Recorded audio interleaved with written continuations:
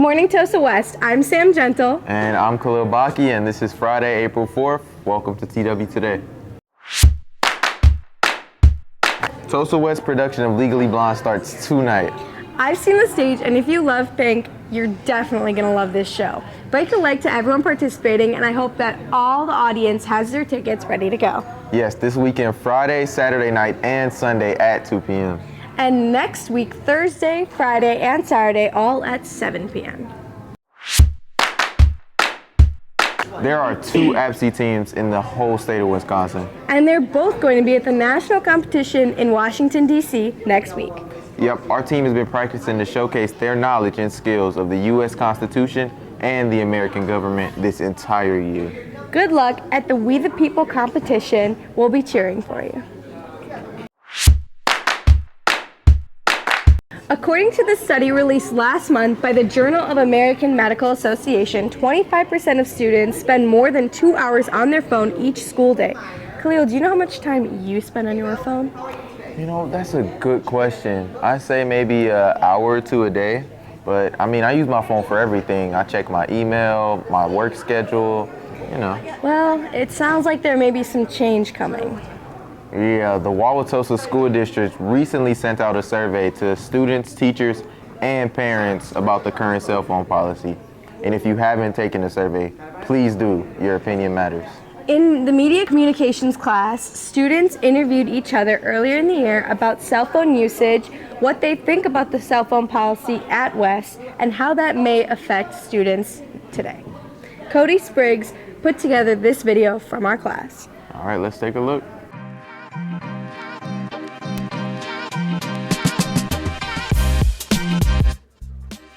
My daily average is 5 hours and 59 minutes. Daily average 5 hours and 24 minutes. 6 hours and 49 minutes per day. My screen time is 5 hours and 12 minutes. 3 hours and 14 minutes. I think it's not that bad compared to probably other people, because in my other classes, other people's was 15 hours and stuff like that. Phone probably right now has about 4 hours of screen time. Like 7 to 8 hours, but only because I use it during classes to listen to music. That was from last week, and I think it's not that bad compared to some people, but it could be better. Yeah, so yesterday it said I had 4 hours on my phone. That's like a lot because you don't really feel like you've been on your phone that long, but it's such a time sink and you get lost with like social media and things like that trying to grab your attention. It feels weird thinking that I've spent a large, notable portion of my day on my phone without actually knowing how long I've really spent on it. I think it's actually very good because I would rather be on my phone than being the criminal, so. I think that it is higher than it should be, and I hope to lower it soon. I think that it's kind of average at the same time. I mostly get it in right before I go to bed because that's the most I'm on my phone. I'm not really on it during school or when I'm at work. I think the cell phone usage needs some work. A lot of kids are on their phones during school, and that is a distraction from your learning. I think it's gotten worse over the years since we've come back from COVID. I think that many people have realized how dependent they are on their phones, and oftentimes I don't see a student without it. Like you constantly having it in their phone, like currently, like how I have it, or how like they can't even go an hour in class without looking at a notification or something. And so I think the policy is good in like retrospect, but it just hasn't been properly implemented, I think. I feel like the cell phone use is like kind of unbalanced. I feel like you just know who's always on their phone and you know who's not always on their phone.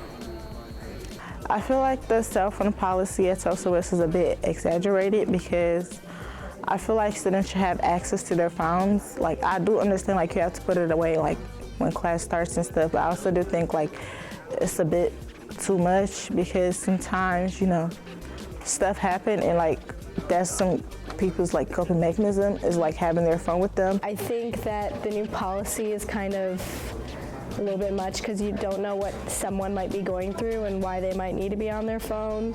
So I think they need to start like taking those type of things into account. I think the student policy is fine. Honestly, I understand why the teachers are doing it. Just trying to make sure everybody's off their phone and actually paying attention to class. I think the student use of phones it's pretty normal, like, you know, it's what we do at home or anything else outside. It's just us using our phone. It's not that big of a deal. But like in class, I understand why they have like the policies. I think the new policy at West for phones is actually pretty effective. I've noticed that it's really improved with kids on their phones in class. People seem to know when it's appropriate to be on their phones versus not. And I feel like it's to do with the policy. I feel like they're a bit absurd because, like, even though, yes, like, they're a distraction, I feel like some people are still gonna find a way to be on their phones. And I just feel like a lot of teachers aren't really implementing that rule, so honestly, it's, like, pointless, especially when you could just, like, have students who are on their phones just put up in the caddy. I feel like everyone should just be punished. The current cell phone policy is a little out of hand because people should learn how to self-regulate themselves. They should know how to learn and how to interact with teachers and actually understand the material, and phone is a distraction, so like the policy is trying to help that, but I don't think it's improving things in a way that matters. I think it's just causing people to want to be on their phones more, and it takes away from the classroom experience of paying attention and learning interesting stuff. Like,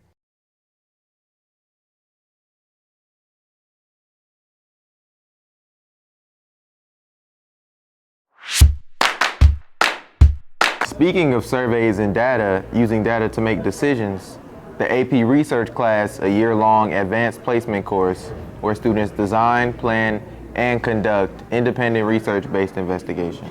Students use all their research and write a 4,000 to 5,000 word academic paper about their conclusions, then defend that research in a 20-minute presentation. Wow, that sounds really intense, but a really interesting class. It sure does.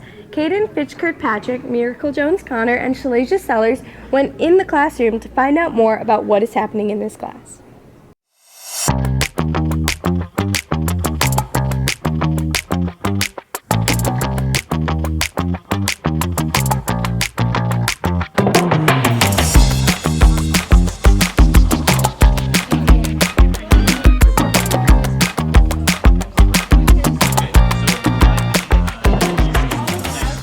Researching about perceptions and needs regarding abortion and like sexual health education in Wisconsin. I'm currently researching what is an effective school resource officer. So what that is that there's no concrete definition about what a school resource officer should look like or like how their training should be structured. I've taught the same class ever since I've been here, and it's AP Research, Black Lit, and then English 9, so freshman English. It's an interesting class because I have everyone who's on different pages, you know, doing different things. So it's of a lot of like individuality I'm trying to gain. So for them to get as much growth and get the most out of their project as they can is make sure they can have a survey that is credible and a research project that's credible.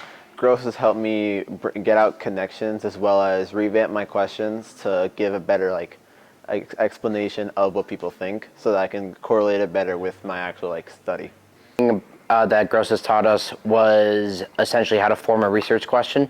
And since all of our research questions vary from abortion to volunteer work, it was really cool to see him help guide our interest into an actual feasible question. He's been a very good teacher. He's been very helpful and informative throughout my research process. The favorite thing he's taught me was being able to look outside of like my own view and being able to see what other people think and using that in my own writing. This is kind of a cliche, boring answer, but I think the kids are definitely the one, you know, it's like just getting to know people on many individual basis and to get to know them on a great level and to be able to see them grow and be able to see the ups and downs, but them overall to have success and help them grow as much as possible. But that would be my favorite.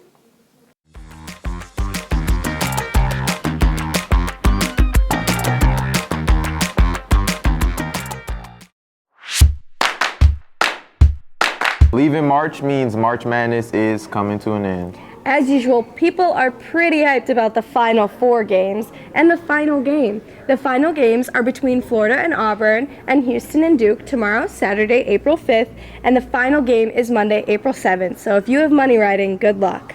Yep, Nolan, Krebs, Declan, Freeborn, and Nick Scripture went on the street to find out more about what students think who are going to win this game.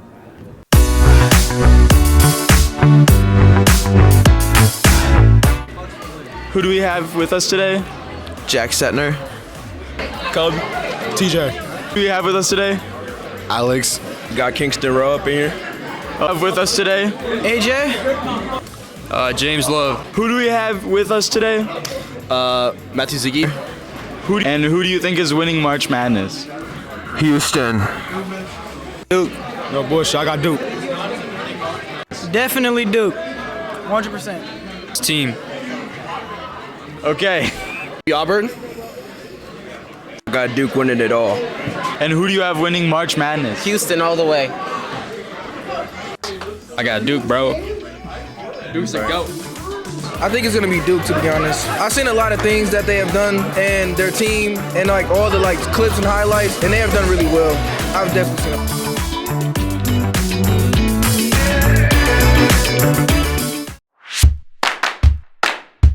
On the basketball note, the highlight of our sports season this winter was watching boys basketball team advance and become the first team in school history to win the state championship. Yep, we really enjoy being on the sidelines and documenting everything and sharing all the action right here on TW Today. And you can find us on the Tulsa Compass Instagram page and website. From covering the team in our own gym to the Kohl Center in Madison, it was such an exciting season and an even more exciting experience with some great basketball being played. Yeah, it sure was. Our journalism team was there for the final 2 games for the season, and the Kohl Center was on fire. Khalil, LaChon, and I put together a video of the final games. Let's take a look.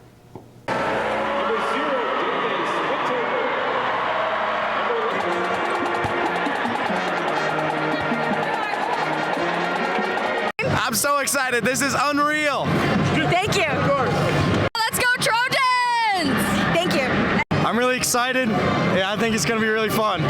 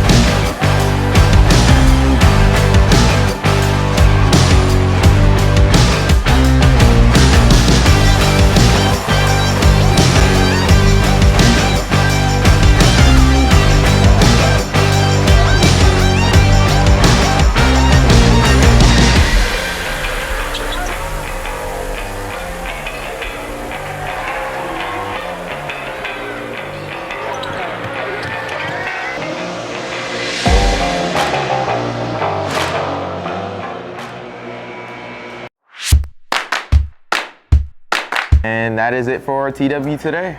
I hope you all had as fantastic of a week as we did, and we'll catch you next time.